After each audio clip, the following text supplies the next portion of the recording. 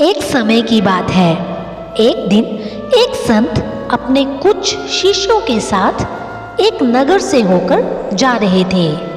वो नगर आसपास के सभी नगरों का व्यापारिक केंद्र होने के कारण धन संपत्ति से परिपूर्ण था। उस नगर में भगवान शिव का एक भव्य मंदिर था, जिसे देखने की इच्छा से संत और उनके शिष्य मंदिर जा पहुंचे। मंदिर पहुंचकर उन्होंने देखा कि मंदिर के बाहर कुछ लोग इकट्ठे होकर मंदिर को और अधिक सुंदर बनाने के लिए चंदा इकट्ठा कर रहे हैं। ये देख संत को हंसी आ गई। जब उन्होंने मंदिर के अंदर प्रवेश किया तो देखा कि द्वार पर एक ब्राह्मण दान पात्र लगाकर शिवजी का पाठ कर रहा है। साथ ही दान पात्र पर भी बराबर नजर बनाए हुए है। ये देखकर फिर संत को हंसी आ गई। जब संत अपने शिष्यों के साथ गर्भगृह में पहुंचे तो देखा कि शिवजी की मूर्ति के बगल में एक पुजारी बैठा है, जो वहां चढ़ाए जाने वाले चढ़ावे को एकत्रित कर रहा था।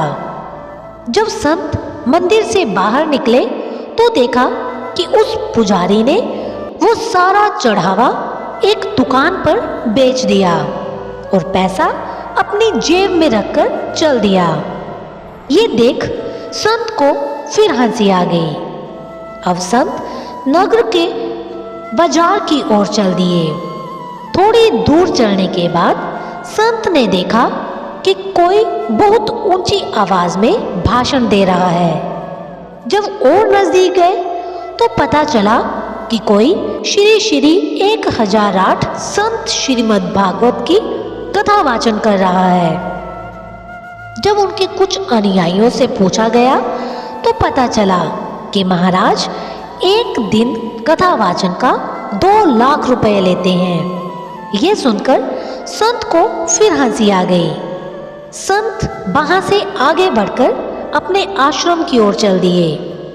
रास्ते में उन्होंने देखा कि एक वैद्य जी एक कुत्ते की चिकित्सा कर रहे थे।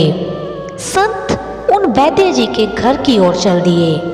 संत ने पूछा, वैद्य जी, क्या ये आपका पालतू कुत्ता है? वैद्य जी बोले, नहीं महात्मा जी, कल रात को इसे किसी ने पत्थर मार दिया, इसलिए बहुत चिल्ला रहा था। मुझे घाव भरने की औषधियों का ज्ञान है, अतः मैं इसे अपने घर ले आया।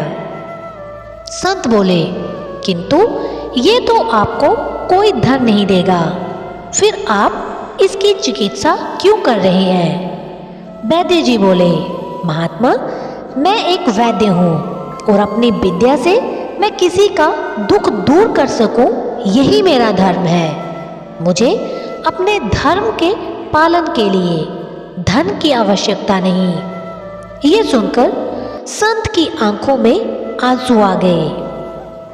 अब संत अपने शिष्यों के साथ अपने आश्रम की ओर चल दिए।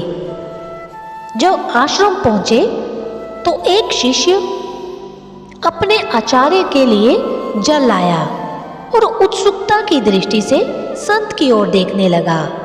संत अपने शिष्य की मनोदशा को समझ गए। उन्होंने कहा, बोलो कुमार, किस बारे में जानना चाहते हो?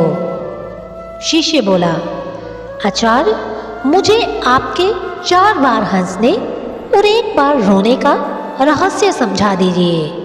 संत बोले, कुमार, पहले 4 स्थानों पर मैं ये सोचकर हंसा कि लोग धर्म से कितने अनजान हैं। जिन लोगों को मंदिर में बैठकर ज्ञान चर्चा करनी चाहिए, वो उसे और भव्य बनाने के लिए धन जुटाने के लिए लगे हैं। जिस ब्राह्मण का धर्म ब्रह्म की उपासना है, वो धन के लोभ में शिवजी के पाठ करने का ढोंग कर रहा है। जिस पुजारी का धर्म पूजा के प्रति समर्पित होना चाहिए, वो शिवजी के चढ़ावे को बेचकर अपनी जेब भर रहा है।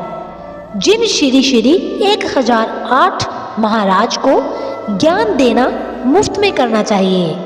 वो उस श्रीमद् भागवत गीता के ज्ञान को लाखों रुपयों में बेच रहे हैं। कुमार, ये सब लोग धर्म के नाम पर अधर्म द्वारा ठगे जा रहे हैं, किंतु मुझे उस वैद्य की निस्वार्थ सेवा ने रुला दिया, जिसने अपने वैद्य के धर्म के पालन के लिए धन की भी परवाह नहीं की। असल में वही सच्चा धर्मात्मा है।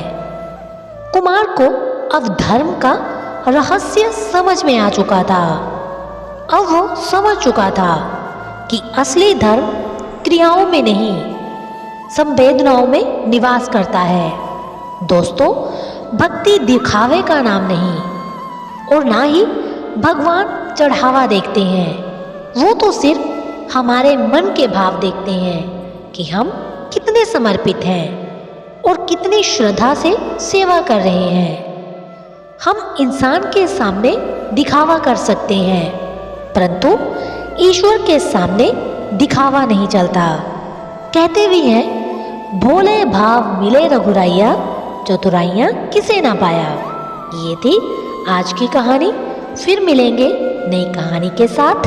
तब तक के लिए अपना ख्याल रखना और ऐसी ही कहानियाँ किस्से सुनने के लिए चैनल को सब्सक्राइब और बेल आइकन को प्रेस करना मत भूलना।